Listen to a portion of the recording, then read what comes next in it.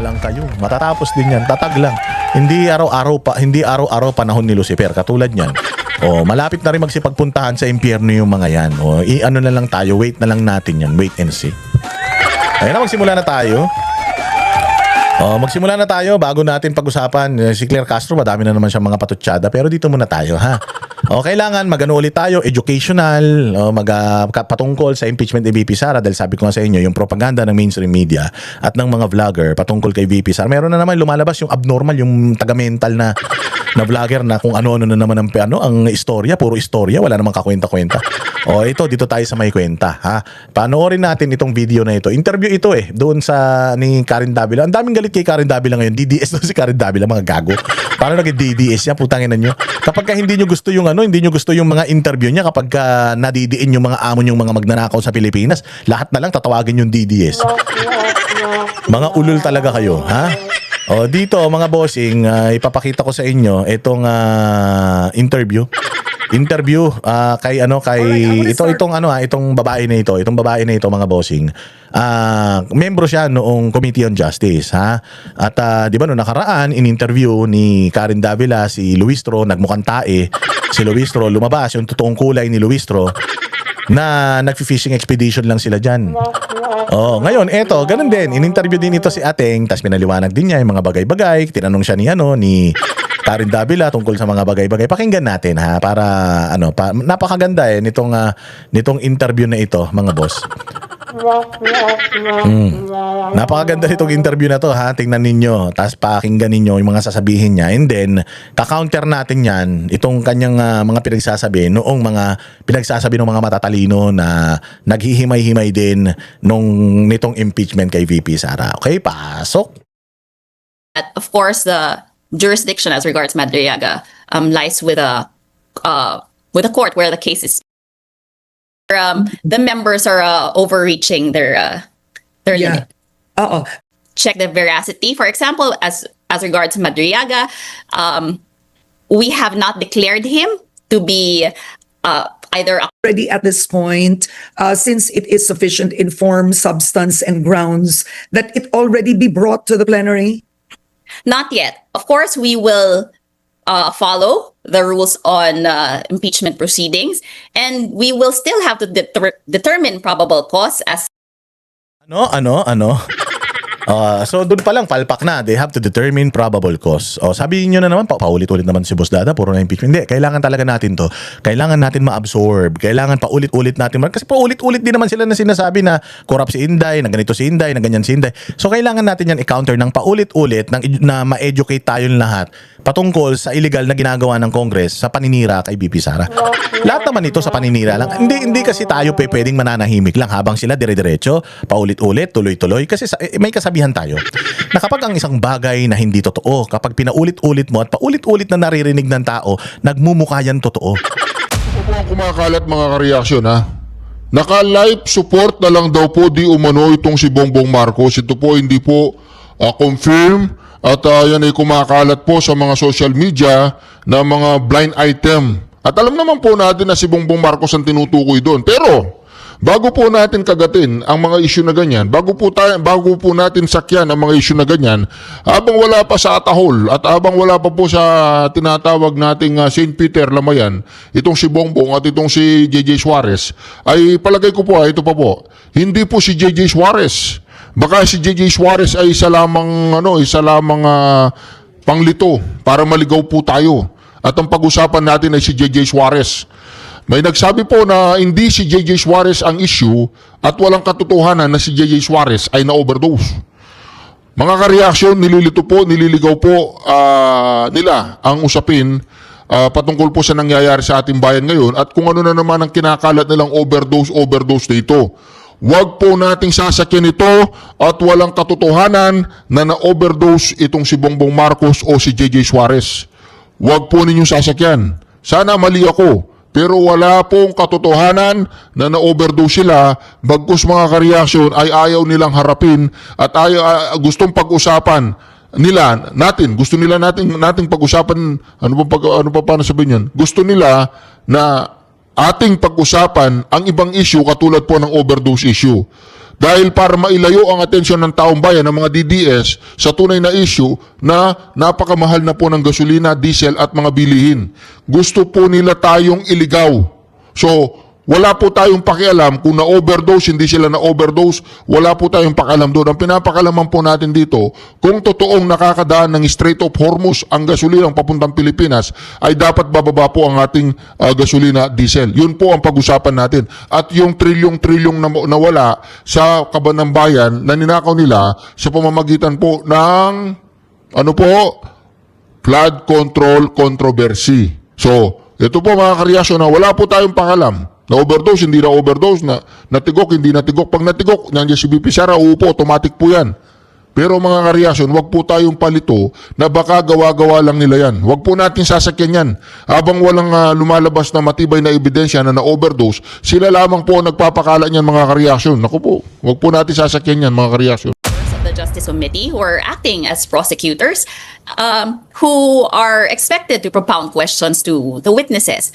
Ano pong hangganan? Well, we are limited by this preliminary investigation.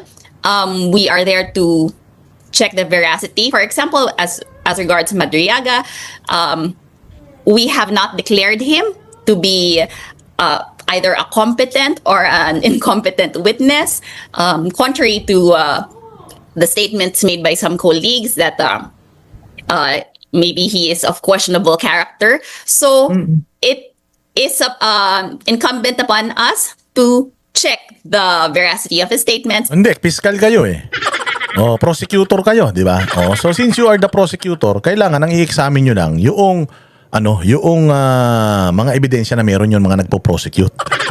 Hindi nyo dapat examinin yung ebidensya nung defense. Bakit? Di nakita nyo kung ano yung kahinaan nung kanilang depensa. Tama? Kung ako rin naman gago. Alam nga may pakita ko sa inyo kung ano yung hawak ko laban sa inyo. Di tinalo nyo kami. Hindi ba? Siyempre, strategy yan. So kung sa tingin mo, si Madriaga kailangan yung i-vet, di kayo i-vet nyo. Ba't kailangan nyo pa yung side nila Inday Sara? Nagsabi na sila na hindi sila attend because wala kayong jurisdiction sa kanila. And it's a done deal already. In the Congress, it's a done deal already. So we are waiting for the impeachment, grounds for impeachment or the articles of impeachment to be transferred or to be forwarded to the Senate para sa hearing na. Doon tayo magkita-kita.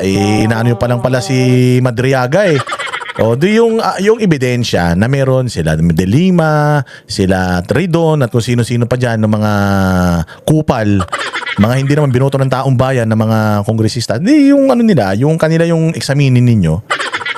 Yung sa karapatan nila Inday Sara na itago yon. But pagdating diyan sa Senate where it counts, diyan na nila ilalabas yan.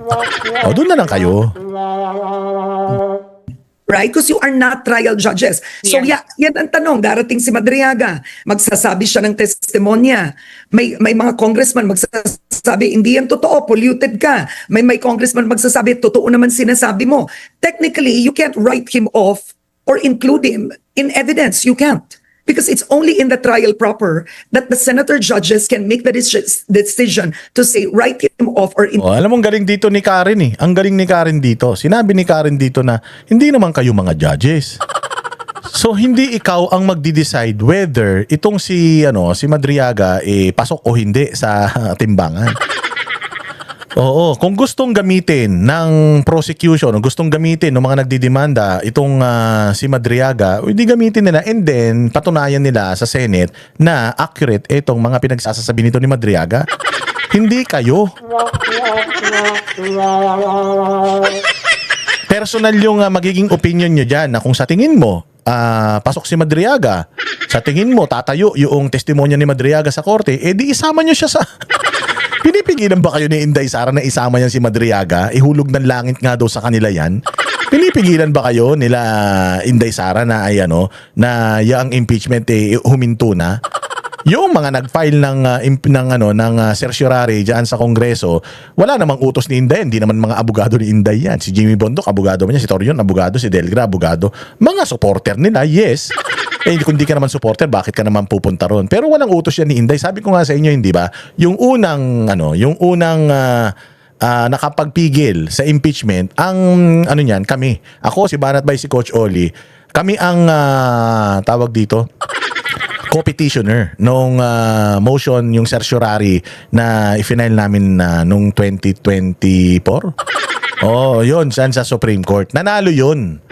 Walang utos ni Inday Sara yun. Inisyatibo namin yun. Inisyatibo ni Pastor Apollo Quibolo yun. Inisyatibo ni Delgra at ni Torion yun. Nanalo yun, kaya napigilan yung impeachment. Nalaman, ang galing-galing kasi ni Torion, alam ni Torion na lumabag kayo sa batas. Kaya takot kayo ngayon. Kasi si Torion na naman. Nakapanalo na si Torion ng isa eh. O, sigurado na mananalo ulit si Torion dyan. Include him.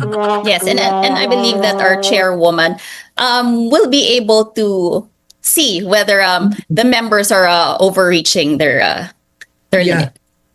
Because most likely the senator judges, just offhand, I've covered 3 impeachment trials already. They will want to hear him in the trial.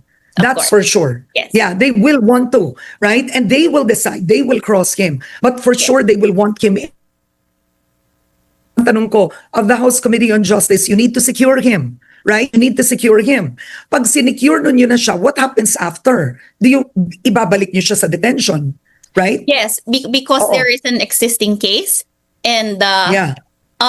well, as of the last hearing when we approved the motions made then, we all agreed that of course the jurisdiction as regards Madriaga lies with a court where the case is pending, and we will be in coordination with the courts and the police and the other officials. Yeah, because his safety is imperative. Tama naman yun. Yes. Right? Representative Shell Diokno, I think, made that clear. Yes. And that he was the one who presented that, and tama siya. Diba? In Yes. itself. O, tumaas ang SALN ko, hindi criminal yun. Yes. Every public official must explain how Representative Shell Diokno, I think, made that clear. Yes. And that he was the one who presented that, and tama siya. Ito, maganda to ha. Kasi ibinalik dito, Right? pag-uusapan na yung SALN dito, SALN na. I firmly believe each and every public official must explain how their SALN has changed while in office. Yes. Pero ang Tuwan-tuwa siya. Akala niya nakaano siya. Akala niya, oh yes, SALN na. Oh, pero yayariin siya dito, tinan mo. tanong, pagdating ng SALN sa inyo, kasi ang SALN in itself na tumaas is not a crime. Boom! SALN, pag tumaas is not a crime. Okay? Kapag ka tumaas yung iyong pagka nilagay mo yan sa SALN mo, mababa siya, tapos biglang tumaas, then maglalagay ka ng mga supporting documents eh. Ano yung mga ano yung mga assets mo na inilagay para maabot mo itong ano na itong halimbawa yung in the case of Inday Sara paano naging halimbawa 88 million o yung kanyang SALN o paano 88 million ano yung mga yan ito ilalagay mo yan ito yung bahay ko sa ganito yung ganyan so ito yung value niyan yan lang ba yung meron ka oo yan lang yung meron ako sige so yun yung SALN o ngayon meron isang halimbawa itong mangkok na ito lagayan ko ng gamot. O, itong mangkok na ito, 5 milyon ang halaga nito. O, itong mangkok na to, sa'yo to. O, ba't wala dyan sa SALN mo? Hindi mo na ilagay sa SALN mo itong mangkok na ito. Mahal-mahal nito. Ay, nakalimutan ko. Patay ka. Yon, paglabag yon sa batas. Pero yung SALN mo na ganito yung halaga, kahit na gaano pa yan kaliit noon, kung ganito yung naging halaga niya ngayon, na-justify mo, na ito ay na yung SALN mo at yung dinideklara mo ay parehas doon sa meron ka. Halimbawa, ang dineklara mo 10 lang yung sasakyan mo pero nung pumunta sila sa bahay mo may 30 kang sasakyan. Ayun, problema yan. Ginagawan ko lang ng example kasi ang SALN kahit gaano kataas yan, mababa, mataas, ang importante kung tama yung pagdideklara mo, goods. Kung mali yung pagdideklara mo, kailangan meron kang pruweba na mali yung idineklara. Di ba? Meron ka nang ipapakita. Sa 10 sasakyan, ito yung nakalista, itong 20 other na sasakyan hindi nakalista. Nakaw na yaman to. Ill-gotten wealth ito. Bakit? Kasi hindi kasama sa kanyang SALN pero nasa possession niya. Tapos nakapangalan sa kanya lahat. what do you mean on the disclosure. When you have a SALN and it's increased, that's disclosure. I mean, I just want you to clarify. Exactly. Tangina, bobo. Huling-huli sila ni Karen Davila eh. If this is my salin before, and then, nilagay ko sa salin ko, nag-increase siya ng 100%. Is it a non-disclosure? It is a disclosure. Dinisclose ko, kaya ako nga nilagay sa salin eh. Anong non-disclosure dun? Kung meron akong hindi dinisclose, you have to be specific alin yung hindi ko dinisclose. Because the fact that it is in my salin, it means that's what I'm disclosing to the public. Ganito lang ako kayaman. Bobo, huli. Oh, tangina kasi yan ang sinasabi ko sa inyo, bawal magmura eh. Yan ang sinasabi ko sa inyo, puro kayo mga tanga, tas nagagalit kayo kay Karen Davila. Nagagalit sila kay Karen Davila dahil daw DDS na daw siya. Tanga tong mga to eh. Pag tinanong mo to, sabi ko nga sa inyo, si Karen Davila pa lang yan. Paano kapag yung mga abogado na yung nag-cross-examine sa mga ito? Mga abogado na ni Inday Sara yung nag-cross-examine sa mga ito, kukumbinsihin na lang nila ng abogado ni Inday Sara na peke lahat ng mga akusasyon nila sa korte. Paano na kung si Karen Davila pa lang natatain na kayo? Magandang araw. Mga banateros, nandito na naman. Ito na naman ang inyong pinaka-paboritong fake news peddler. Sa balat na YouTube, ang vlogger na hindi dapat iniintindi, ang vlogger na hindi dapat siniseryoso, ang vlogger na walang silbi sa buhay. Boss D at your service, panibagong araw, panibagong kwentuhan na naman. Mahal na araw mga bossing, kaya kalmado lang. At pasasakitin na naman natin ang mga ulo at ay balon-balunan ng puso, isip, kaluluwa ng lahat ng mga kupal sa Pilipinas. Mga animal, buwisit, pabigat, walang silbi. Lahat ng mga switik, salot, putok sa buho, hindot, palamunin at sinto-sinto. Mga baliw, abnoy, sabog, batak, bangag, adik, pusher, kawatan, kurakot, magnanakaw, sindikato, membro ng kuratong baliling sa gobyerno, mga impakto, maligno, masasamang espiritu, masasamang elemento, mga sindikato ng Marcos Romualdez, diretso na eh. Mga demonyo, Satanas, Judas, Barabas, Estas. Ay, ang daming nag-react dun sa video ko yung video ko na nagpapasyon si Satanas. Oo, nagpapasyon na si Satanas ngayon mga bossing. Nahiya na si Satanas sa sarili niya. Sabi niya, wow, masyado naman yata akong mabait para ikumpara kay ikaw naman boss Dada. Tinatawag mong Satanas at Diablo si Bongbong Marcos at si Martin Romualdez. Nahiya naman ako mas masamang tao kaysa sa akin yan. Sabi niya. Oo, kaya yun, si Lucifer. Si Lucifer, dati mamabait yun si Lucifer. Hindi naman siya talaga Satanas na Satanas eh. Kaya lang, nagselos kasi si Lucifer eh. Nagselos si Lucifer kasi nga, kumbaga siya yung pinakamagaling na anghel noong dyan sa langit eh. Siya yung pinakamagaling na anghel, siya yung pinakamalakas. Sa kanya ibinigay yung yung pangangalaga dyan sa langit. Kaya lang, noong ang Panginoon, mga bossing, ay sinabi niya yung aking pamamanahan ng lahat ng ito. Pamamanahan ko ng kaharian ko at ng buong mundo ng lahat ng creation ko. Ipapamana ko. Ayan, ipinamana niya kay Jesus. Diyos ko po, nagselos si Lucifer. Sabi ni Lucifer, naku, hindi ako papayag. Kaya ang ginawa ni Lucifer, nagrebelde siya. Kinuha niya lahat. Kumbaga, kasi siya ang leader ng mga ng mga army ng mga anghel. So hinikayat niya yung iba sumama sa kanya, nagtayo sila ng sarili nilang kaharian at yan na nga yung impyerno. Nung nagtayo sila ng sarili nilang kaharian, dahil mga bossing yung pamamanahan bibigyan ng Diyos ng kapangyarihan, yung kanyang kumbaga tagapagmana ay nilagay niya rito sa lupa ang si Lucifer na malagi sa lupa. Alam niyo ba istorya niyan? Dito siya na malagi sa lupa kasi gusto niya na kung saan inilagay ng Diyos yung kanyang tagapagmana, gusto niya guluhin niya. Gusto niya demonyohin niya, satanasin niya. Kaya china-challenge niya dito sa lupa yung inilagay ng Panginoon na tagapagmana niya dito sa lupa. Kaya namalagi siya dito. Lahat ng kasamaan na naimbento talagang ginawa ni Lucifer. Ngayon mga bossing, eto na. Nung ipinanganak si Marcos Sr., siyempre, mga kampo ni Lucifer lahat yan eh. Sila Hitler, sila Stalin. Lahat ng mga sila Mao Zedong, si Lenin, lahat ng mga pinanganak ng masasamang loob, mga bossing, lahat ng lumabas ng mga masasamang loob dito, ano yan, produkto yan ni Satanas. Kumbaga, lumabas yung mga yan, kasi di ba sabi ko nga sa inyo, pinanganak tayo, makasalanan na tayo dahil nga doon sa nangyari kay Ebat Adan. Ebat Adan. Di ba meron na tayong binhi ng kasamaan pagkapanganak pa lang natin, makasalanan na tayo pagkapanganak pa lang natin, di ba?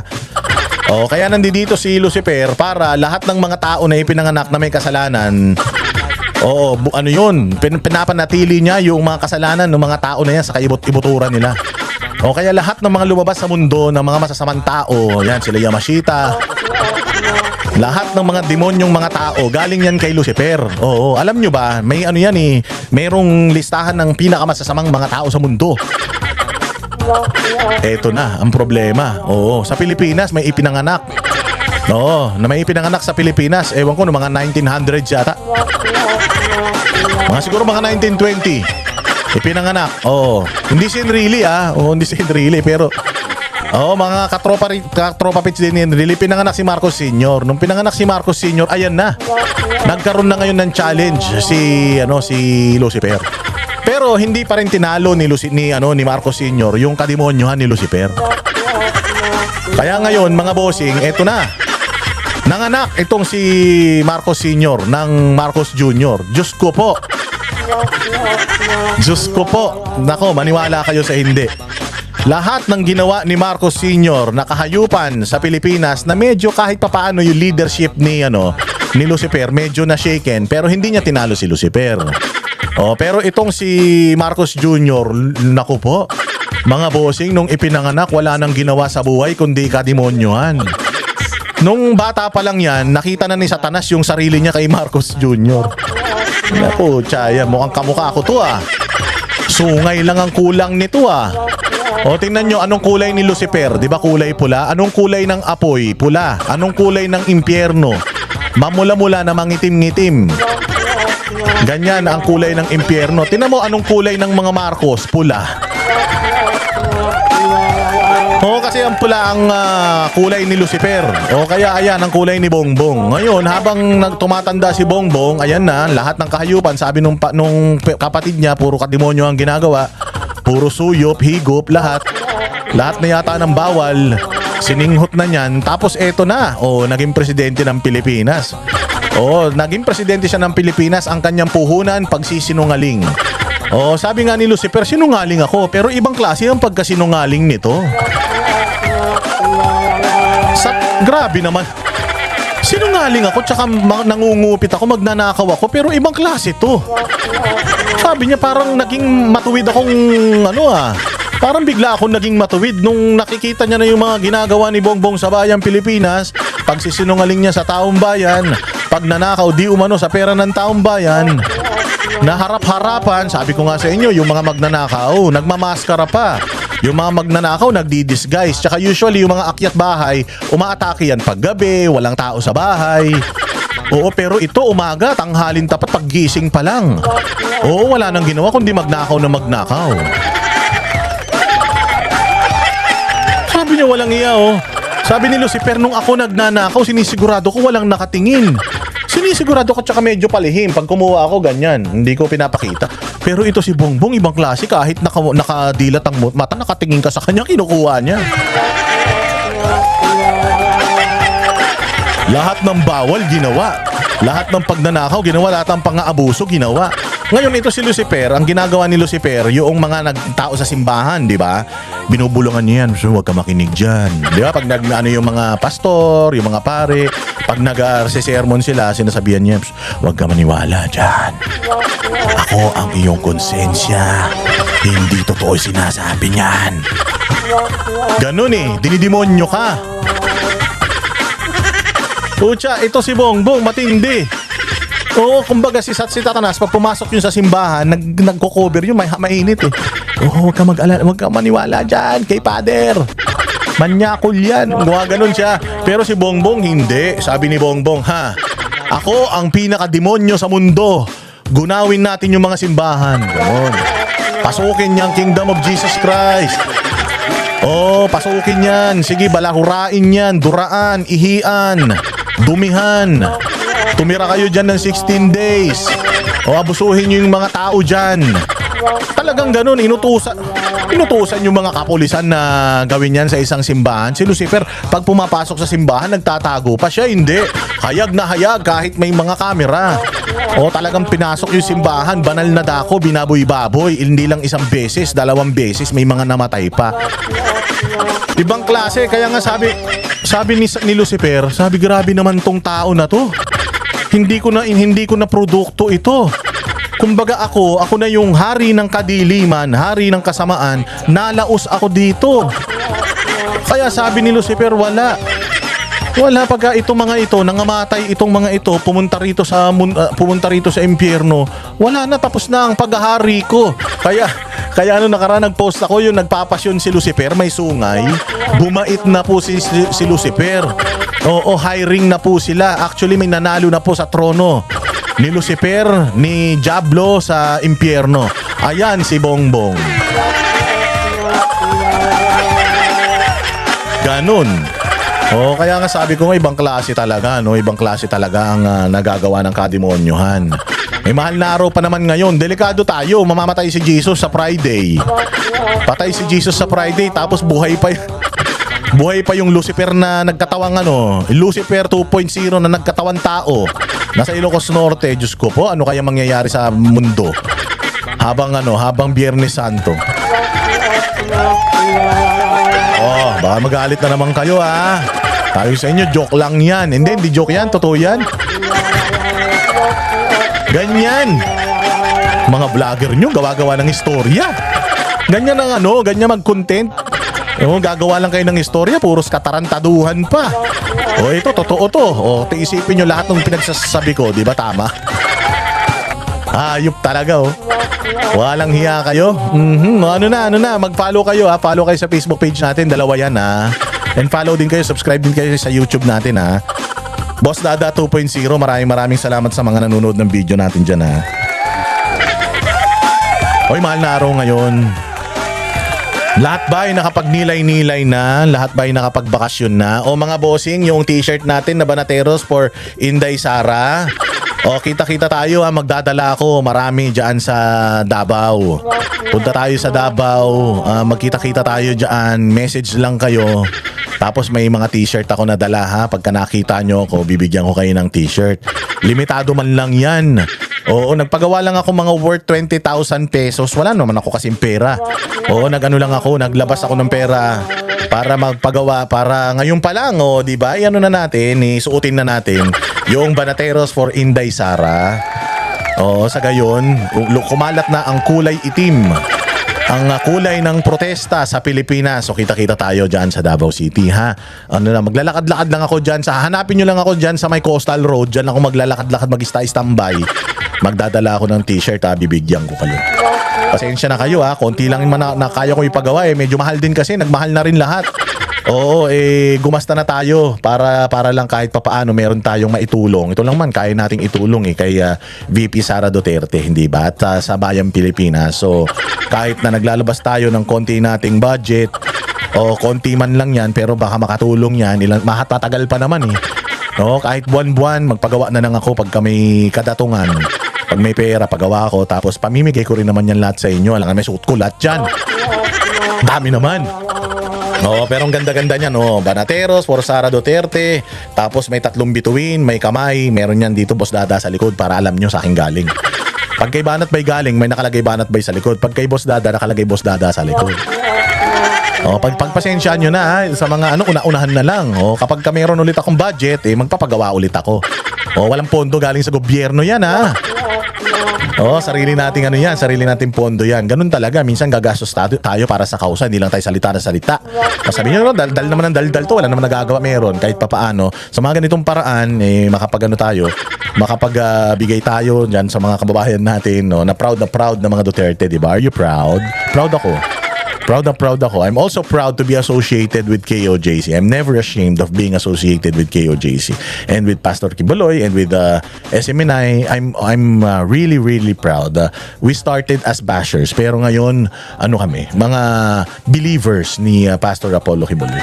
We are not members of KOJC but we are believers, and Banateros are here to protect and to support yung KOJC. Kaya itong mga ginagawa ng gobyerno laban sa Kingdom of Jesus Christ, matatapos din niya. Kaya tingnan mo si Trillanes, mga bossing. Si Trillanes, ang daming beses naman nang napatunayan na walang kwentang tao yan.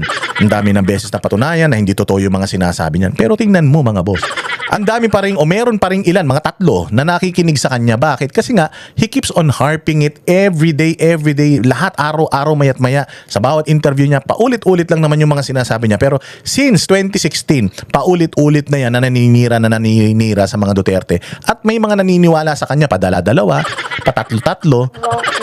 O tas ang ginagawa natin, sabi ni Pangulong Duterte, di ba? Sabi ni Pangulong Duterte, wag na yan, hindi naman na dapat pinapansin yan. Dapat hindi na yan inaano, wala namang kwentang tao yan. O ganun din siya, kanlang Matubato, di ba? Yung mga naggagawa ng istorya kay PRD. Si PRD, pinabayaan yan, hindi niya pinansin. O ano nangyari kay PRD, hindi ba? Kaya ang ginagawa ni Inday Sara ngayon, si Madriaga at lahat ng mga naninira sa kanya, dinimanda niya na. Kasi nga, ayaw niyang dumating sa punto na magiging katulad siya ni Pangulong Duterte, na itong tao na to, na nagsasabi sa'yo ng mga kasilungalingan, pinababayaan mo, o kita mo, nagamit ngayon sa ICC. Di ba? Kasi nga, hindi nila inasikaso. So kailangan papanagutin yan mga yan. So si Trillanes, dapat mapanagot ito sa lahat ng mga paninira niya. So dahil siya ay tuloy-tuloy sa pagsisinungaling, kailangan tuloy-tuloy din tayo doon sa pag-counter sa mga ito. Kasi baka mamaya niyan ma-hypnotize ka. Ma-hypnotize ka minsan nga pagka araw-araw sinasabing pogi ka. Kahit mukha kang nilamukas na medyas. Nagmumukha ka, feeling mo talaga sa sarili mo, pogi-pogi mo. Pag maraming nagsasabi sa iyo at maraming paulit-ulit na sinasabi sa iyo, gumagawa po ka nila sa paningin mo kahit hindi naman.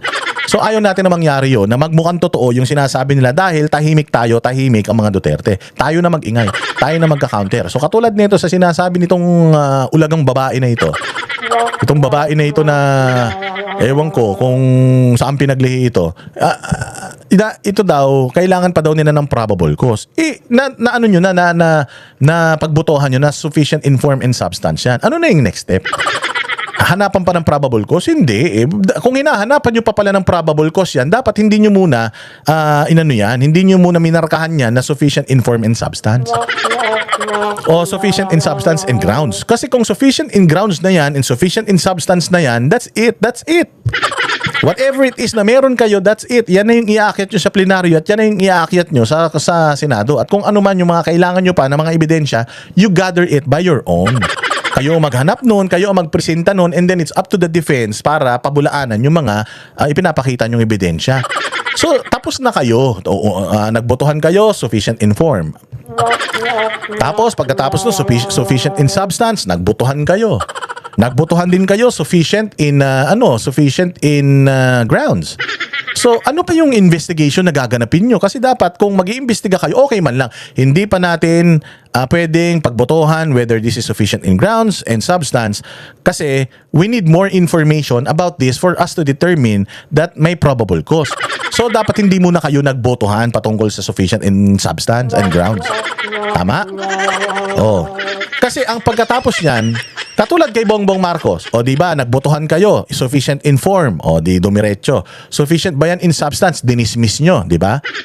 Nung dinismiss nyo ba yan, nag-iimbestiga pa rin kayo patungkol sa mga kaso kay Bongbong Marcos? Hindi na. Bakit? Kasi tapos na. Hindi siya sufficient in substance eh. So hindi na kayo mag-iimbestiga. Hindi na rin yun maakyat sa plenaryo. Ganun din dapat kay Inday Sara. Nagbotohan kayo, sufficient in form. Tapos pagkatapos, sufficient in substance naman. Nagbotohan din kayo, sufficient in grounds. Nagbotohan na rin kayo. Edi dapat dun natapos yun. Dapat nag-imbestigan na kayo bago kayo magbotohan whether it's sufficient in form and substance. Tapos dali nyo na sa plenaryo and then let the impeachment proceeding go on or continue.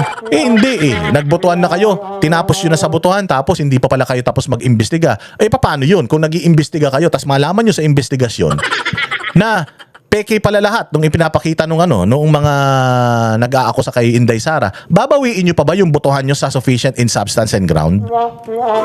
Di ba hindi na? So ibig sabihin, etong ginagawa nyo na ito na investigasyon, wala nang kwenta yan, wala nang bearing yan because tinanggap na ng side ni Inday Sara, ng mga abogado ni Inday Sara na ito ay mapupunta dyan sa Senado and they are willing, they are waiting, they are ready for bloodbath. And bloodbath, hindi yan mangyayari dyan sa inyo. Hindi pwedeng mangyari yung bloodbath na isang side lang yung pwedeng magsalita at magtanong. Paano naging bloodbath yun? Di ba usually pag bloodbath, di ba dapat mag-aaway yan, mag-iispadahan yan bago bumuha ng dugo. Paano makakapag-ispadahan kung kayo lang yung umaatake? Tapos yung inaatake nyo, walang espada. Mga gago pala kayo eh. Tanga yarn. Bobo yarn. Hindi ba? Diretso. Stated in our rules.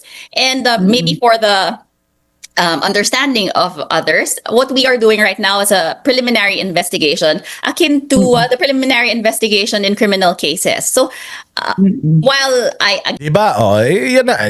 Inopen up niya sa piskalya. Di ba? May preliminary investigation. Hindi pa piskalya, actually DOJ. Pag pumunta ka sa DOJ and then nag-file ka ng kaso sa DOJ, ang gagawin ng DOJ, they will investigate or they will subpoena you. Na ito yung reklamo sa'yo, sagutin mo.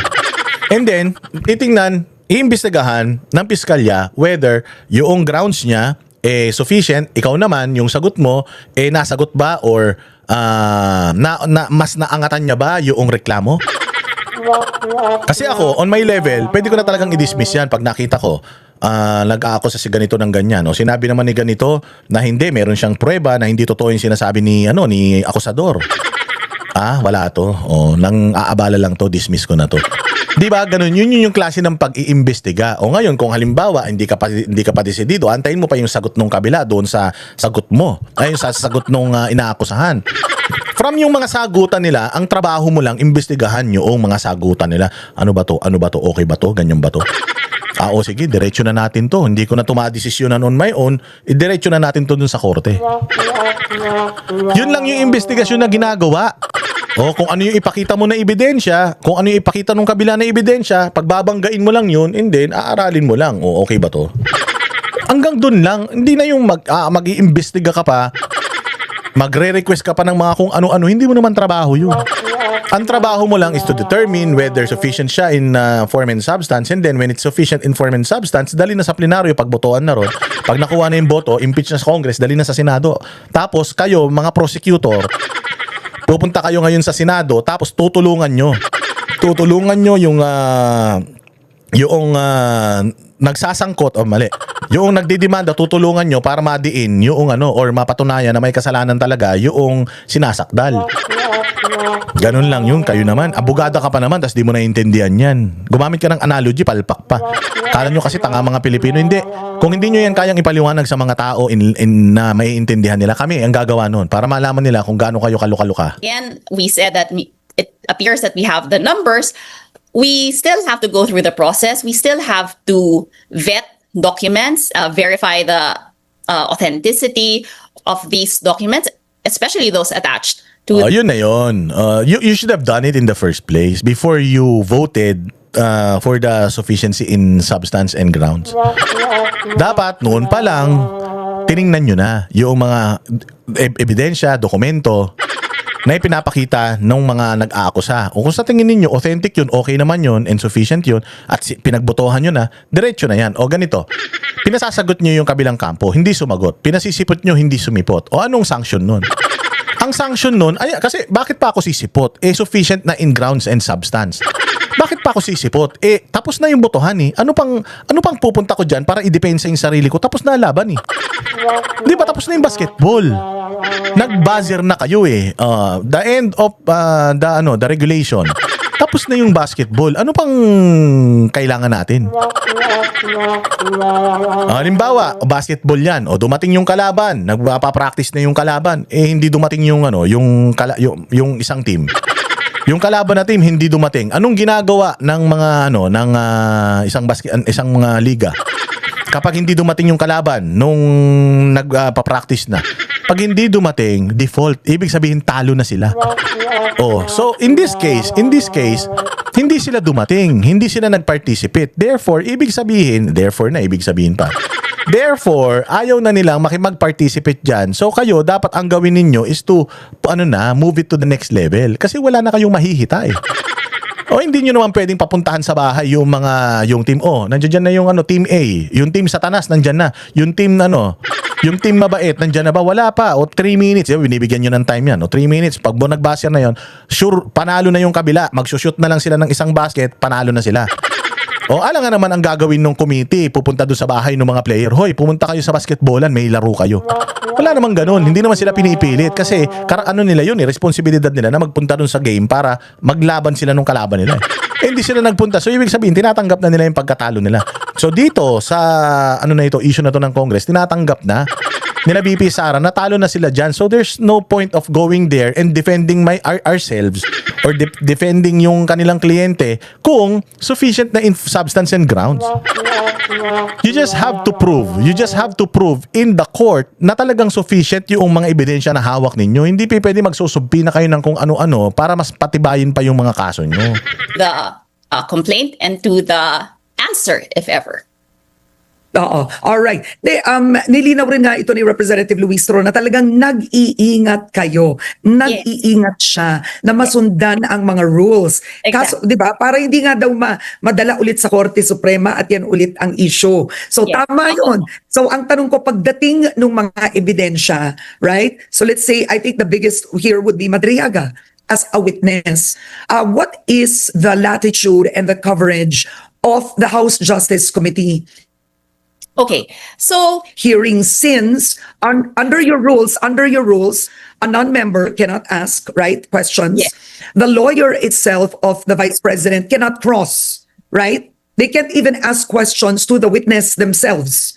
They Correct. can't cross, right? They can't Yes. challenge the witness. So anong hangganan, Representative, pagdating ng ebidensya po sa House Committee on Justice? okay, so let me clarify that first, Ma'am Karen. They are not allowed to cross to ask questions for the very reason that this is a preliminary investigation, and even in a prosecutor's office, the parties or their counsels are not allowed to do that. So it is the members of the Justice Committee who are acting as prosecutors who are expected to propound questions to the witnesses. Ano pong hangganan? Well, we are limited by this preliminary investigation. We are there to check the veracity. For example, as regards Madriaga, we have not declared him to be either a competent or an incompetent witness, contrary to the statements made by some colleagues that maybe he is of questionable character. So it is incumbent upon us to check the veracity of his statements. Hindi, fiscal kayo eh. Prosecutor kayo, di ba? So since you are the prosecutor, kailangan ang i-examine nyo lang yung mga ebidensya na meron yung mga nagpo-prosecute. Hindi nyo dapat examinin yung ebidensya nung defense. Bakit? Tinakita nyo kung ano yung kahinaan nung kanilang depensa, tama? Kung ako rin naman gago. Alam nga may pakita ko sa inyo kung ano yung hawak ko laban sa inyo. Di tinalo nyo kami, hindi ba? Siyempre, strategy yan. So kung sa tingin mo, si Madriaga kailangan yung i-vet, di kayo i-vet nyo. Ba't kailangan nyo pa yung side nila Inday Sara? Nagsabi na sila na hindi sila attend because wala kayong jurisdiction sa kanila. And it's a done deal already. In the Congress, it's a done deal already. So we are waiting for the impeachment, grounds for impeachment or the articles of impeachment to be transferred or to be forwarded to the Senate para sa hearing na. Doon tayo magkita-kita. Inaano pa lang pala si Madriaga yung ebidensya na meron sila De Lima, sila Tridon at kung sino-sino pa dyan ng mga kupal, mga hindi naman binoto ng taong bayan ng mga kongresista. Yung yung kanila yung examinin ninyo. Yung sa karapatan nila Inday Sara na itago yon. But pagdating diyan sa Senate where it counts, diyan na nila ilalabas yan. Doon na lang kayo. Right? Because you are not trial judges. So yan ang tanong. Darating si Madriaga, magsasabi siya ng testimonya. May mga congressman magsasabi, hindi yan totoo, polluted ka. May congressman magsasabi, totoo naman sinasabi mo. Technically, you can't write him off or include him in evidence. You can't. Because it's only in the trial proper that the senator judges can make the decision to say write him off or Oh, alam mo, ang galing dito ni Karen eh. Ang galing ni Karen dito. Sinabi ni Karen dito na hindi naman kayo mga judges. So hindi ikaw ang magdi-decide whether itong si Madriaga pasok o hindi sa timbangan. Oo, kung gustong gamitin ng prosecution, o gustong gamitin ng mga nagdidemanda itong si Madriaga, hindi gamitin nila and then patunayan nila sa Senate na accurate itong mga pinagsasasabi nito ni Madriaga. Hindi kayo. Personal yung magiging opinion nyo dyan na kung sa tingin mo pasok si Madriaga, sa tingin mo tatayo yung testimonya ni Madriaga sa korte, di isama nyo siya sa... Pinipigilan ba kayo ni Inday Sara na isama niyan si Madriaga? Ihulog ng langit nga daw sa kanila yan. Pinipigilan ba kayo nila Inday Sara na na yung impeachment huminto na? Yung mga nag-file ng certiorari diyan sa Kongreso, wala namang utos ni Inday, hindi naman mga abogado ni Inday yan. Si Jimmy Bondoc, abogado niya, si Torion, abogado, si Delgra, abogado. Mga supporter nila, yes. Kung di ka naman supporter, bakit ka naman pupunta ron? Pero walang utos yan ni Inday. Sabi ko nga sa inyo, hindi ba? Yung unang nakapagpigil sa impeachment, ang niyan, kami. Ako, si Banat Bay, si Coach Oli, kami ang tawag dito, co-petitioner nung motion, yung certiorari na i-final namin nung 2024. Oh, yun, saan sa Supreme Court. Nanalo yun. Walang utos ni Inday Sara yun. Inisyatibo namin yun. Inisyatibo ni Pastor Apollo Quibolo yun. Inisyatibo nila Delgra at nila Torion yun. Nanalo yun, kaya napigilan yung impeachment. Nalaman, ang galing-galing kasi ni Torion, alam ni Torion na lumabag kayo sa batas. Kaya takot kayo ngayon. Kasi si Torion na naman. Nakapanalo na si Torion ng isa eh. Sigurado na mananalo ulit si Torion dyan. Yes, and I believe that our chairwoman will be able to see whether the members are overreaching their limit. Because most likely the senator judges, just offhand, I've covered 3 impeachment trials already. Yes. They will want to hear him in the trial. That's for sure. Yes. Yeah, they will want to, right? And they will decide. They will cross him. But for sure, they will want him. Tanong ko, of the House Committee on Justice, you need to secure him, right? You need to secure him. Pag sinecure nun yun na siya, what happens after? Ibabalik niyo siya sa detention, right? Yes, because Oo. there is an existing case, and Yeah. well, as of the last hearing when we approved the motions made then, we all agreed that of course the jurisdiction as regards Madriaga lies with a court where the case is pending, and we will be in coordination with the courts and the police and the other officials. Yeah, because his safety is imperative. Tama naman yun. Yes. Right? Representative Shell Diokno, I think, made that clear. Yes. And that he was the one who presented that, and tama siya. Diba? In Yes. itself. O, tumaas ang salin ko, hindi criminal yun. Yes. Every public official must explain how Representative Shell Diokno, I think, made that clear. Yes. And that he was the one who presented that, and tama siya. Ito, maganda to ha. Kasi ibinalik dito, Right? pag-uusapan na yung That's salin dito, interesting salin na. I firmly believe each and every public official must explain how their SALN has changed while in office. Yes. Pero ang Tuwan-tuwa siya. Akala niya nakaano siya eh. Akala niya, yes, salin na. Pero yayariin siya dito, tinan mo. tanong pagdating ng SALN sa inyo, kasi ang SALN in itself na tumaas is not a crime. Boom! Salin, pag tumaas is not a crime. Okay? Kapag ka tumaas yung iyong pagka nilagay mo yan sa salin mo, mababa siya, tapos biglang tumaas, then maglalagay ka ng mga supporting documents eh. Ano yung mga yung mga assets mo na inilagay para maabot mo itong itong halimbawa, yung in the case of Inday Sara, paanong naging halimbawa 88 million o yung kanyang salin. O paanong 88 million? Ano yung mga yan? O ito ilalagay mo yan. Ito yung bahay ko sa ganito, yung ganyan. So ito yung value niyan. Yan lang ba yung meron ka?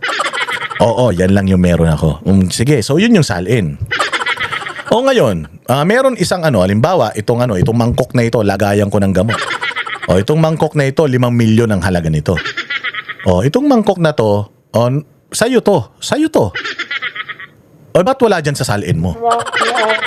Hindi mo na ilagay sa salin mo itong mangkok na ito. Mahal-mahal nito. Ay, nakalimutan ko. Patay ka. Yon, paglabag yon sa batas.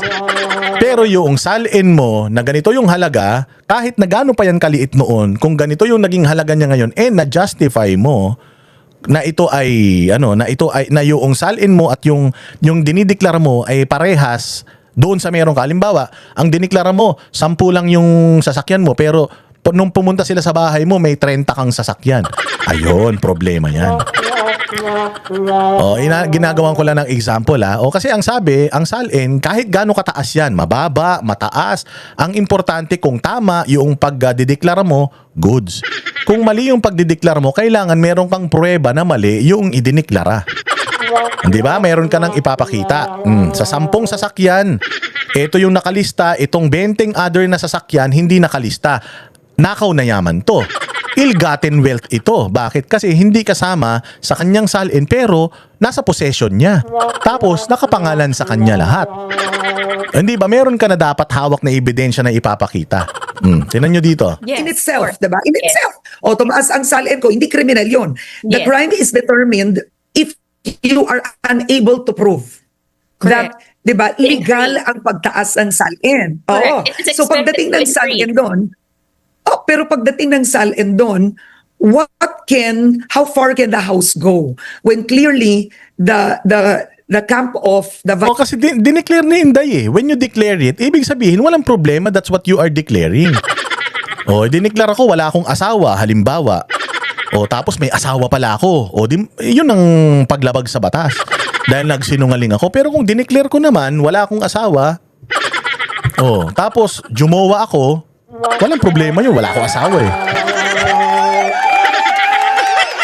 Ganun lang yun. Nakadeklara Naka-public yun yung salin Kaya nga sabi ni Inday Sara, you have to make sure if you're accusing someone of an ill-gotten wealth, you have to have in your possession yung wealth na ninakaw. Ano yun? O kung halimbawa property, anong property yung sinasabi ninyo na ninakaw ko?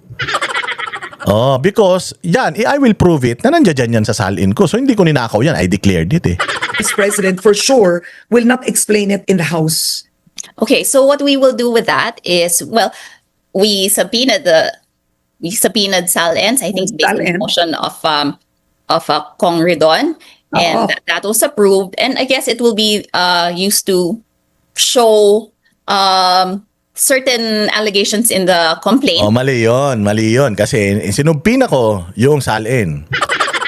Kasi yung salin naman na yan, sabi nga, publicly available yan. So dapat nasa kamay na ni Ridon yung salin niya. Okay? Actually, nasa kamay niya na yung salin. Kaya nga meron siyang figures From this wealth, naging ganito.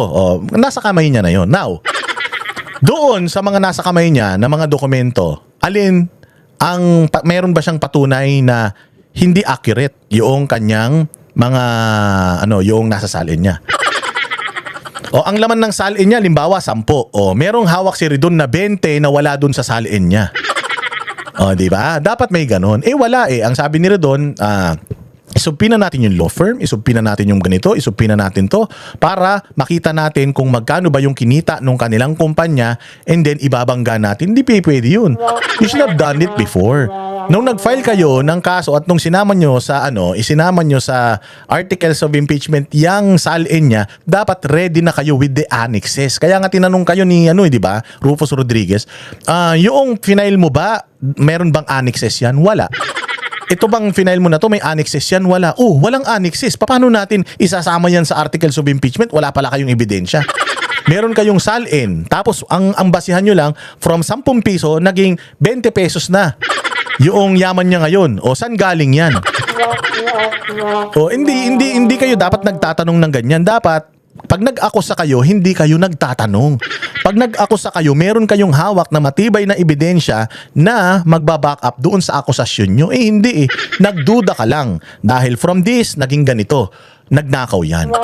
Chismis yan. Ibig sabihin, ano yan, malisyoso ka lang.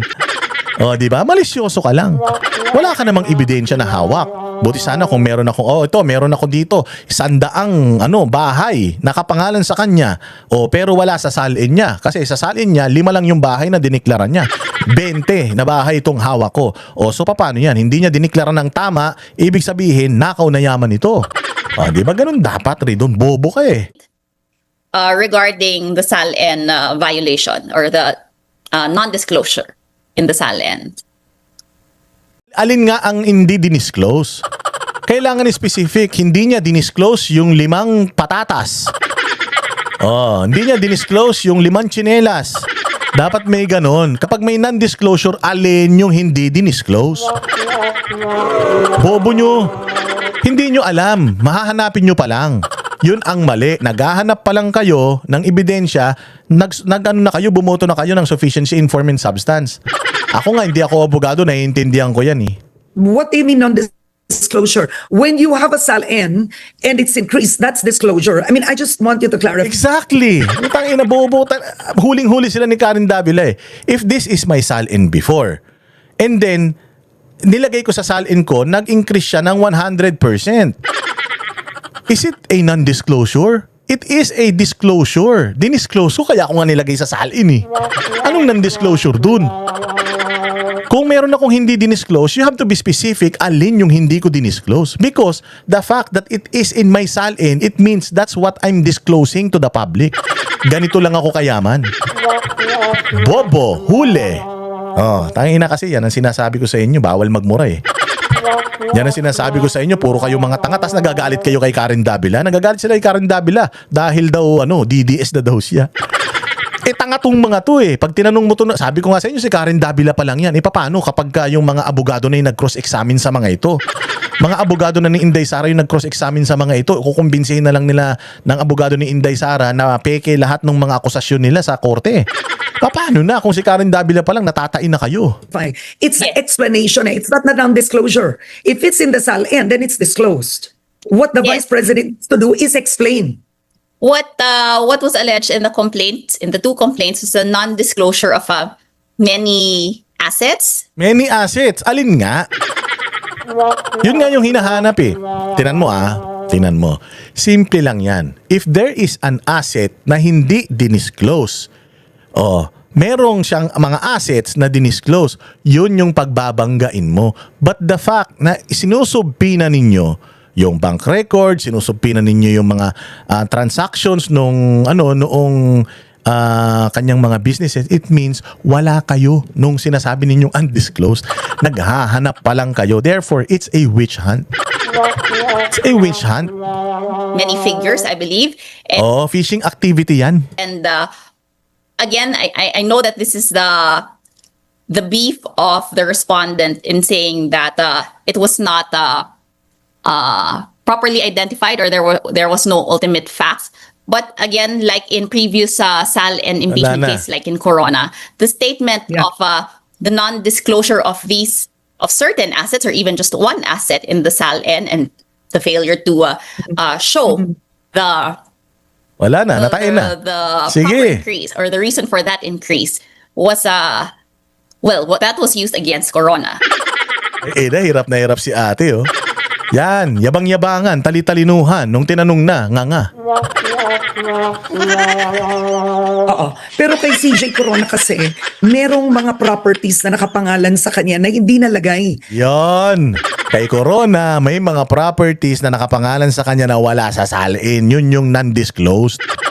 Because what's in the SALN, that is what's disclosed to the public. Meron mga non-disclosed which is property specific na wala doon sa SALN niya. Yun yung violation di umano. Kay Inday Sara, meron ba kayong specific na mga assets niya na wala sa SALN niya? Wala. That is why sinusubpinan niyo yung mga finances nila para yung akusasyon nyo magkaroon kayo ng hawak na ebidensya. Sa SALN. Yes. Ano po yung kay Vice President, para po sa viewers natin to, na nakapangalan sa kanya na hindi niya nilagay? If I'm not mistaken, there are Ano? Well. Wala. Bobo. Ang galing talaga. Magaling. Sabi ko nga sa inyo si Karen Davila, kahit ganyan yan, kahit luka-luka yan, kahit papaano minsan, yan nasa matinong pag-iisip yan eh. Alam din niya kasi na magnanakaw si Bongbong tsaka si Romualdez eh. Na yun dapat ang iniimbestigahan natin eh. Bakit ito si Inday Sarang pinipilit yung pitasin? Tinanin nyo sabi, alin, para sa nakakarami, alin sa mga properties ni Inday Sara, yung hindi kanya yung nakaw. Meron? Well, wala siya may sagot kasi wala talaga silang hawak. Kasi kung meron, sasabihin niya na, we have actually 10 properties na wala sa salin niya. And we will show it. Dapat ganun, di ba? Di ba? Wala eh.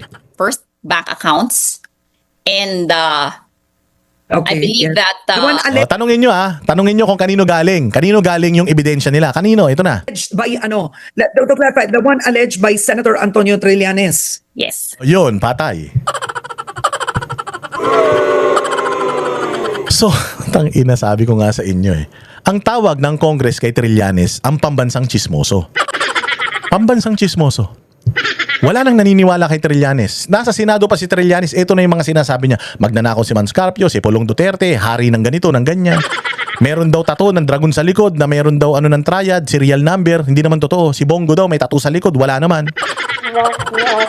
Si Inday Sara daw, ng Pogo, galing sa drug lord, wala naman silang ebidensya. So ngayon, umamin itong loka-loka na ito na kung ano yung sinasabi ni Trillanes, yun ang ebidensya nila. So ibig sabihin, itong hearing na to talaga, yung mga articles of impeachment na yan, kay Trillanes galing yan. So si Madriaga, maniniwala tayo na galing din kay Trillanes yan. Ganyan ang galawan niya eh. Madam, matagal na pong nilabas ni Trillanes yan. May mga hearing na sa Senado, nilabas niya na yan, walang naniwala. May mga hearing dyan sa Kongreso, nilabas niya na yan, walang naniwala. Tas naniwala ka? Anak na tinapay kayo. Si Trillanes lang pala ang source ninyo. Kaya naman pala naghahanap kayo ng karagdagang ebidensya dahil galing sa baliw yung ebidensyang tsaka akusasyon na pinangahawakan nyo ngayon.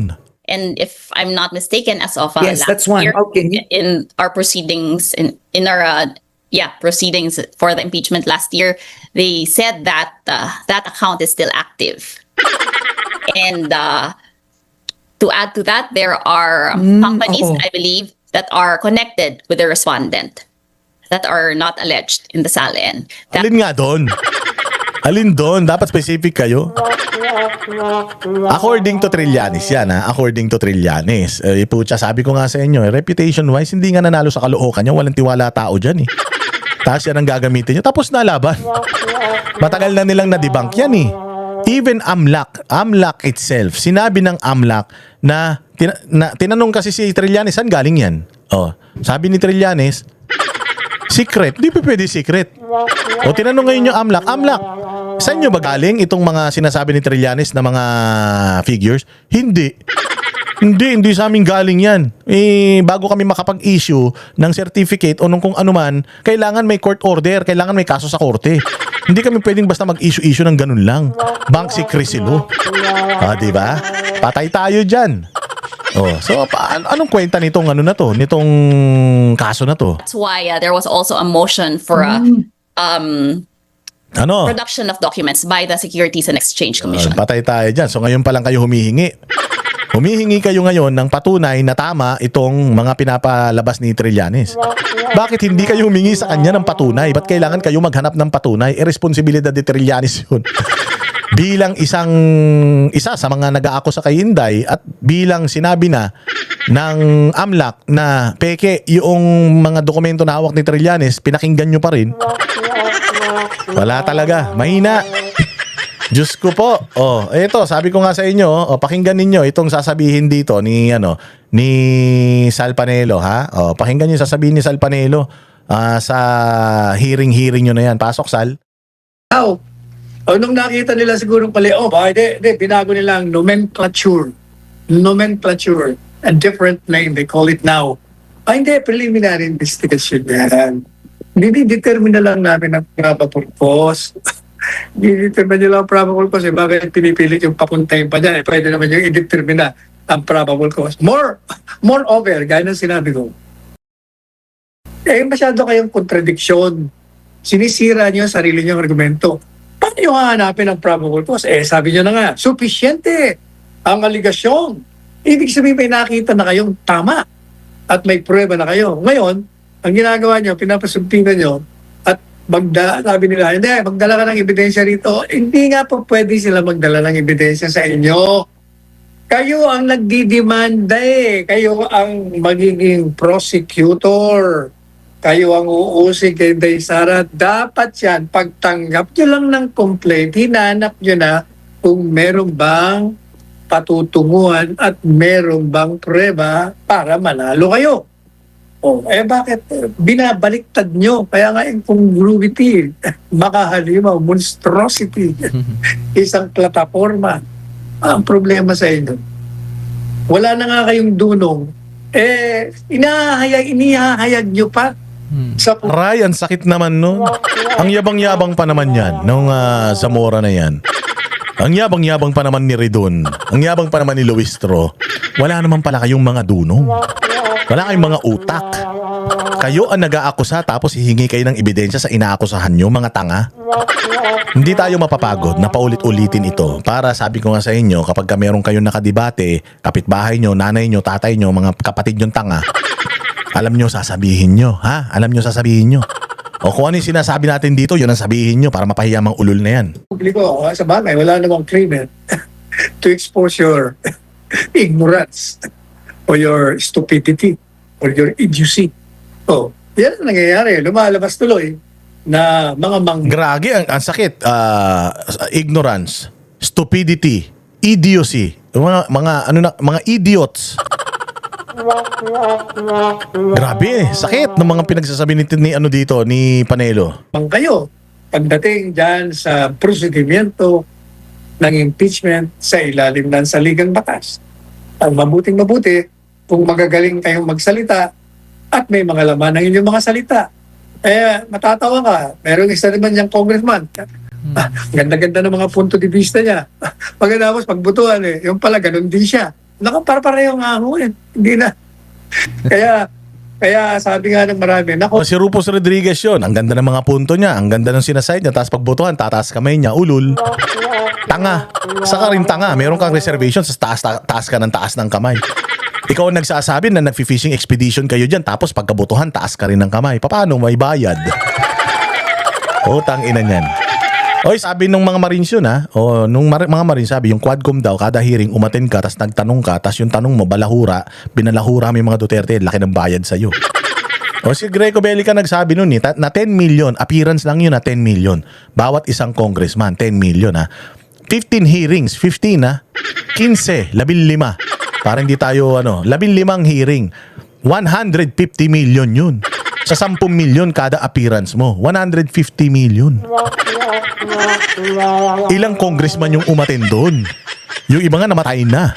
Ganun kalaki ang pera ng gobyerno. Actually, yung taxpayers money, yung galing sa maleta na ibinabayad sa mga yan. Pera nyo yan. Lagi nyong tatandaan yan. Baka dito ganun din. Baka hindi ko sinasabing ganun din. Baka ganyan din yan. Siyempre, yung mga natira pa naman sa maleta noon, may mga itinatago pa naman sila. So, may pinangtutustos pa sila. Pag wala nang pinantutustos siya, kita mo baliktaran na lahat yan. Pagdating ng 2028, putangin na lahat yan, mga nakakulay green. Yung mga nandyan, mga clowns. Marami diyang mga payaso. Marami diyang mga BO to the second power. Meron dyan mga IDIO TS. Sabi nila, yan mo kaya masisisi niyo ba? Kaya sabi ko po sa akin, ano bang naging kasalanan ng bansang ito? At binigyan tayo ng isang kapulungan na punong-puno ng mga payaso, punong-puno ng mga BO to the second power at IDIO TS.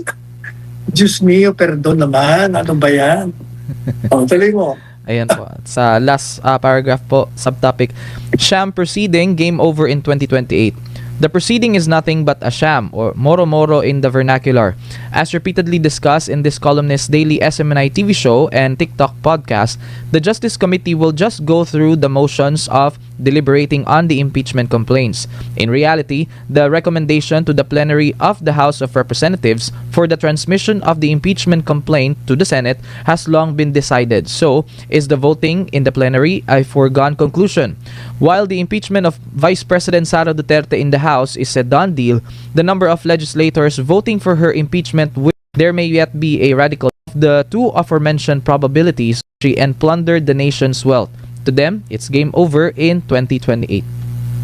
Alam po ninyo, bakit ko sinasabi na the lawmakers are bent on pursuing this monstrosity of a legislative proceeding.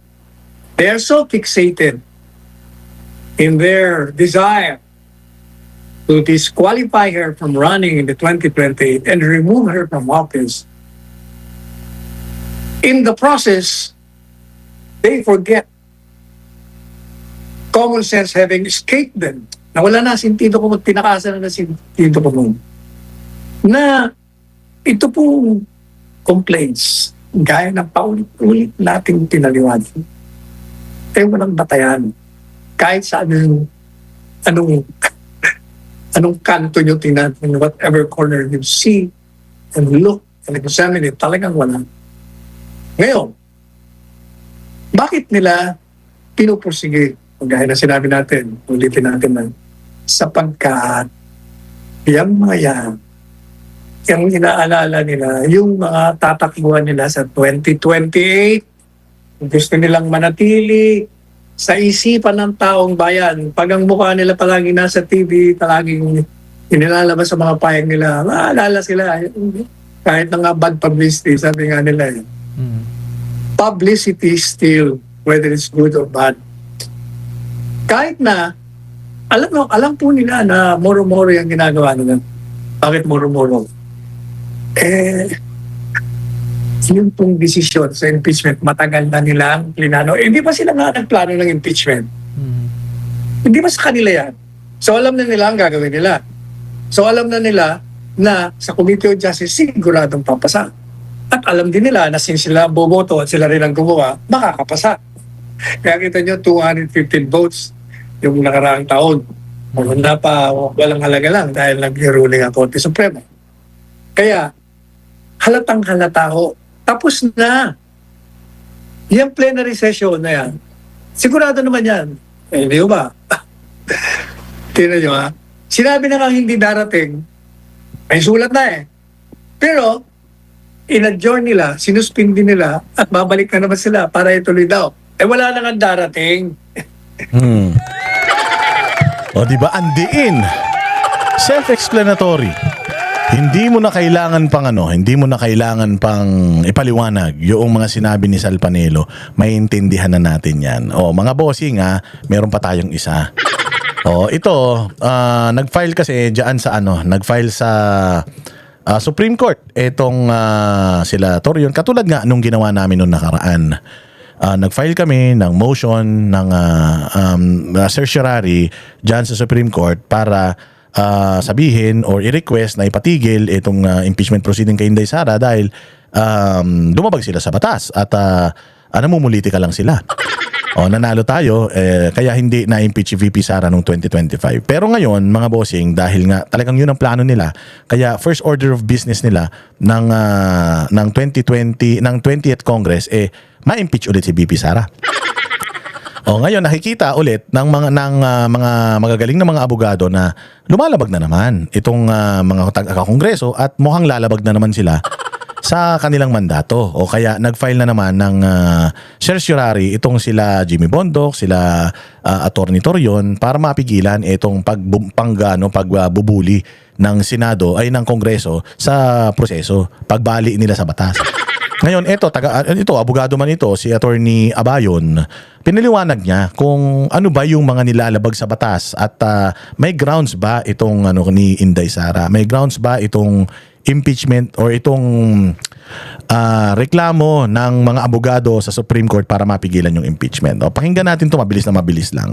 2026, yung first hearing ng impeachment case si VP Sara sa HOR level sa Committee on Justice ng House of Representatives. Tapos yung nangyari po sa committee na yon, number 1, hindi po umattend si VP Sara, di ba? And then number 2, hindi rin po umattend yung lawyers ni VP Sara. And number 3, yung pinaka-interesting po na development doon ay yung pagpa-issue or yung pag-move po na mag-issue ng subpoena yung Committee on Justice para ipasubpoena yung SALN records ni VP Sara from 2007 up to present, and then yung mga business records din po ng negosyo ni VP Sara at nung asawa niyang si Attorney Mans Carpio, which includes the law office po ni Attorney Mans yung gusto ipasubpoena. So yung subpoena po na yon was issued kasi upon voting ay majority ng members ng House ginrant para i-issue yon, and the only dissenting voter was si Congressman Rufus Rodriguez, who is also a lawyer himself. Okay, so yan po ang pinaka-interesting development nung March 25. Then nung March 27, ito na po yung final naman nila Attorney Torion et al. Na case sa Supreme Court. So yung final po nila is certiorari and prohibition with prayer for temporary restraining order. So when you say certiorari, ang layunin po nito is to determine sa upper court or sa Supreme Court in this case kung whether or not may grave abuse of discretion ba, grabing pang-aabuso sa kapangyarihan yung House of Representatives, which amounted to a lack Ayan na, grave abuse of discretion.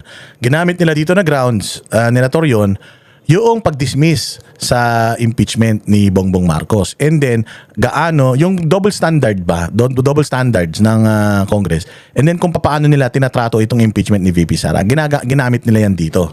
or excess of jurisdiction because of that grave abuse. So yan po yung certiorari, yung purpose niyan. And then prohibition naman po, correlated din po to yung certiorari and prohibition, but the purpose of prohibition is to prohibit the House of Representatives from continuing with their proceedings because of grave abuse of discretion. Okay, and then ito namang prayer for a temporary restraining order. This is a preliminary remedy since matagal-tagal pa po to itong certiorari and prohibition bago madesisyonan ng Supreme Court. Pero prior to the actual resolution kasi of the case, posible nang maapektuhan, di ba, yung rights po ng isang party. So dito po ngayon papasok yung temporary restraining order as a provisional remedy po yung tawag. Para during the pendency of the case proper, itong certiorari and prohibition, ay pwede na ma-restrain yung House of Representatives from continuing to avoid further affecting the rights of the respondent. Okay, so yan po ang final na kaso nila Israelito, nila Attorney Israelito Torion and Company. So ngayon po i-discuss naman natin yung subpoena na in-issue ng House of Representatives kasi yun po yung isa sa main reasons kung bakit na-file to or final to nila Attorney Torion and Company.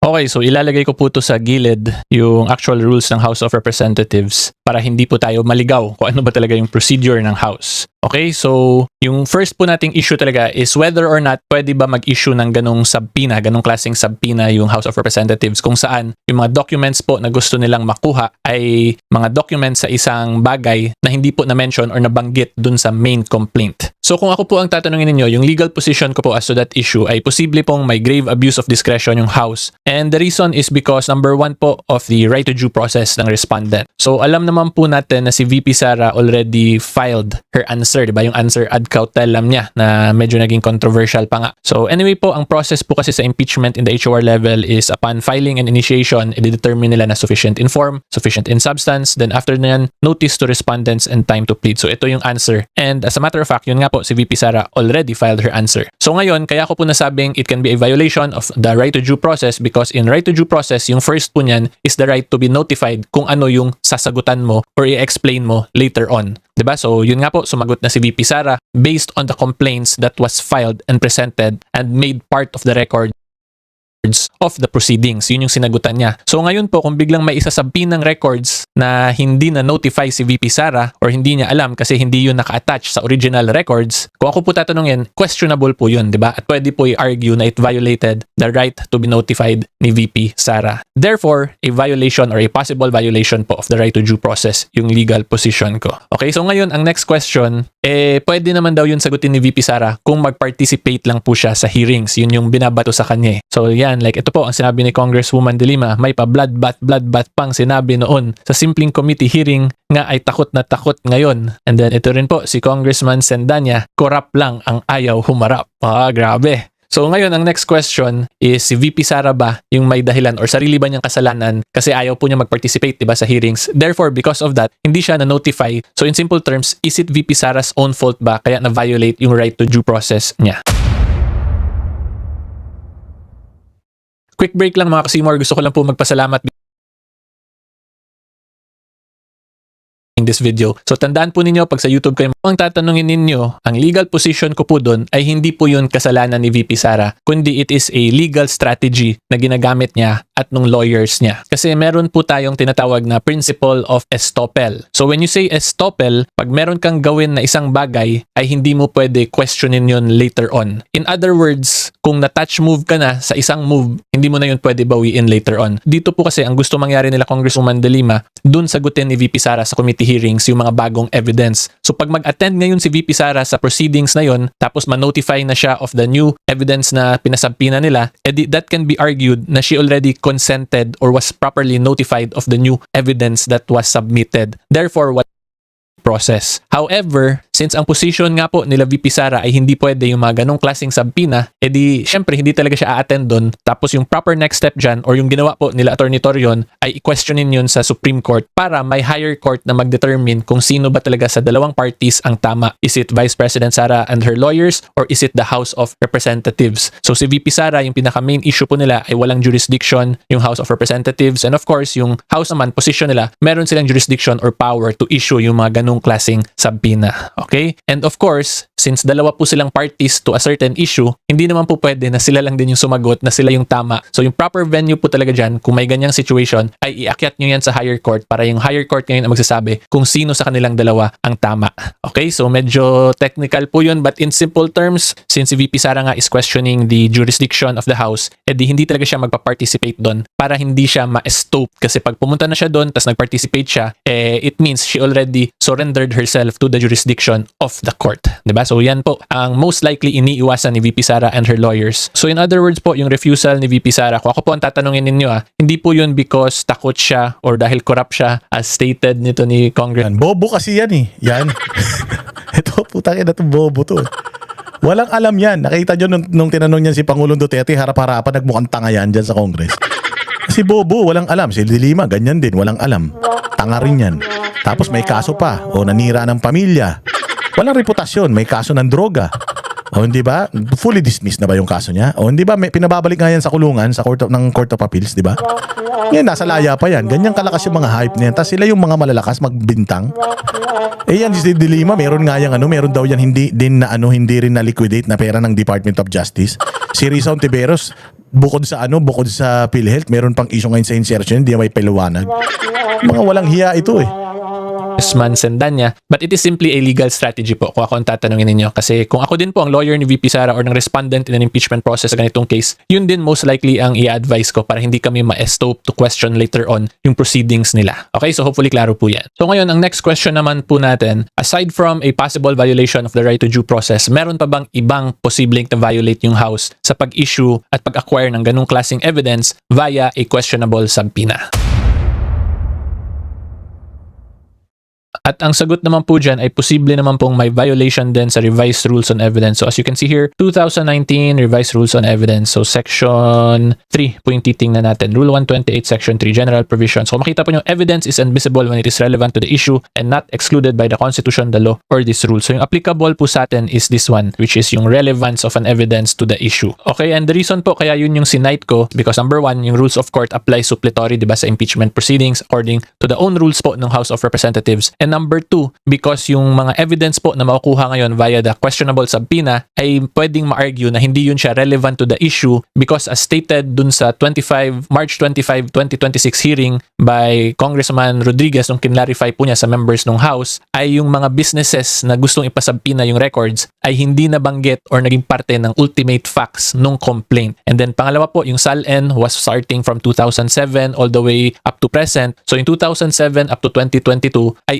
irrelevant din po to the case considering na it has been repeatedly discussed and held already by the Supreme Court na yung impeachable offense or the ground for impeachment must relate to the term of the impeachable officer. So 2007 to 2022 ay hindi pa naman po impeachable officer si VP Sara. So therefore, yung SALN for those periods can be argued na irrelevant to the issue. Okay? And then yun nga po, yung sa business, since hindi nabanggit or naging parte ng ultimate facts ng complaint, ay irrelevant din po siya to the issue kasi hindi po siya parte ng records ngayon. In simple terms, yung evidence po na yun, once makuha ginawa ng House ay wala po siyang facts na marerelate to or magiging relevant to kasi hindi nga po nabanggit sa complaint yung basihan na facts nung evidence na gusto nila makuha. Okay? And yung next reason ko po is the rules mismo ng House of Representatives. So Section 7, second paragraph, and yung last sentence po to be specific. So the committee shall have the power to issue compulsory processes. So itong compulsory processes is the power to issue subpoena for the attendance of witness and the production of documents and other related evidence. So wala po tayong question na they have the power to issue subpoena. Pero yung issue ko lang po talaga dito is itong last part, diba? Other related evidence. So yung evidence po na dapat i-gather nila via the subpoena must be related to the case. Yun yung issue on relevancy na pinakita ko sa inyo kanina dun sa revised rules on evidence. So since hindi nga po nabanggit sa ultimate facts yung basis ng mga documents na gusto nila ipasubpoena, therefore, it can be argued na hindi po related or relevant yung evidence na pinapasubpoena ng House of Representatives. Consequently, it can be argued na may grave abuse of discretion. And yung next follow-up question po dito, di ba yung impeachment process daw sa HOR level ay similar naman daw po to a preliminary investigation. Yun po yung repeatedly na binabanggit ng both parties, yung defense and the members ng Committee on Justice themselves.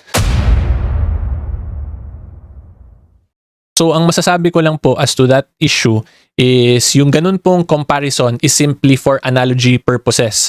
Because at the end of the day, the impeachment process is a totally different process po yan from a regular preliminary investigation. So, yung first po na difference nila is yung impeachment is a constitutional process po yan. Mandato po yan or mandated by the Constitution directly to Congress. Whereas po yung preliminary investigation is based only on the rules of procedure. To be specific, yung rules on criminal procedure. So doon pa lang po makita na ninyo yung one of the main difference, constitutional process, yung impeachment, whereas isa is a regular or a rule-based procedure lang.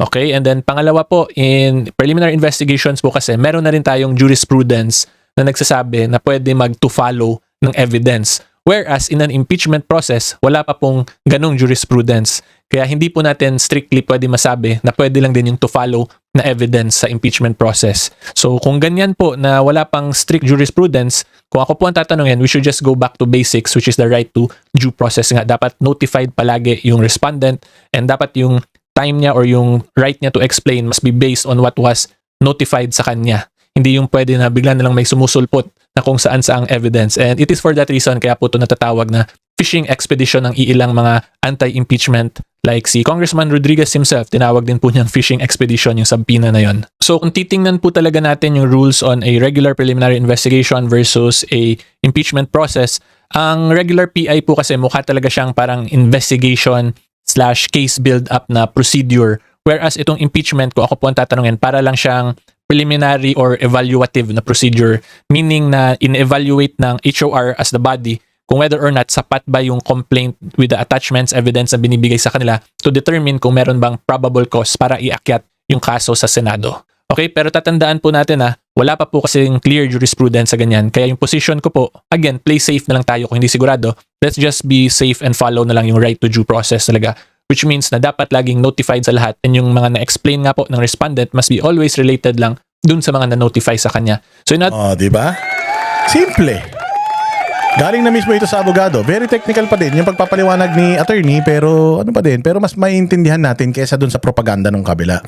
And I would say, napaka-importante na kumalat nitong mga ganitong klase ng mga videos, lalong-lalo na itong mga video natin para mas ma-educate pa yung tao at saka mas maliwanagan yung tao. Ano ba itong pinagtatalunan nila? Kasi allergic ang tao pagdating sa mga technical na mga bagay eh.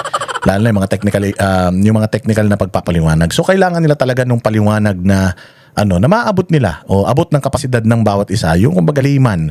O kaya ganun yung way ng pag-explain natin. Kasi tayo mababaw lang din naman tayo na tao. So kung ano yung pinakamababaw na na explanation para mas maintindihan natin at maabot natin, kailangan yun ang ginagawa natin. And si Boss Dada, ganun siyang way mag-explain sa inyo. And ginagamit natin itong mga videos na ito na bagamat mas malalim pero mas naiintindihan natin kapag nire-reactionan natin. So importante kumalat ito, i-share ninyo, i-like ninyo itong video natin na ito at kung nagustuhan mo, pakulay ka para ipapagawa tayo t-shirt. Again Paulit-ulit natin tong gagawin. Paulit-ulit natin tong ipapaliwanag kahit masakit na siya sa tenga kasi kailangan na lagi natin tong iintindihin, ipapaalala sa mga sarili natin para hindi tayo nagkakamali kapag may mga sinasagot tayo mga tanga. Lalong-lalo na mahilig lang sa headline. Di ba? Sana may natutunan kayo. Kung wala kayo natutunan, bahala kayo sa buhay nyo. Maraming salamat mga bossing. Mahal na araw ngayon, magano tayo. Gamitin natin itong panahon na ito para makapagnilay-nilay. Magdasal tayo, isama nyo sa dasal na sana huling gabi na nila ngayon. At sana ay itong penitensya natin na nagsimula ng 2022 ay matapos na sa lalong madaling panahon. Mabuhay ang bayang Pilipinas. Kita-kita po tayo ulit sa susunod na vlog. Kami ang boses ng masa, hindi natatakot. Katotohanan lang, di kami nalulunod. Walang bahid ng sismis, lahat ay totoo. Kahit sino ka pa, pag mali ka babanatan ka. Walang pinipili kulay, wala kaming kinikilingan. Basta para sa bayan, kami lalaban. Pag tama palakpakan, pag mali banatan. Di matitinag, di matatakot, para sa bayan tuloy ang sigaw. Sa harap ng kamera, walang halong takot. Mga baluktot, lahat kayo'y tutumba. Ang hustisya at totoo, yun lang ang mahalaga. Kahit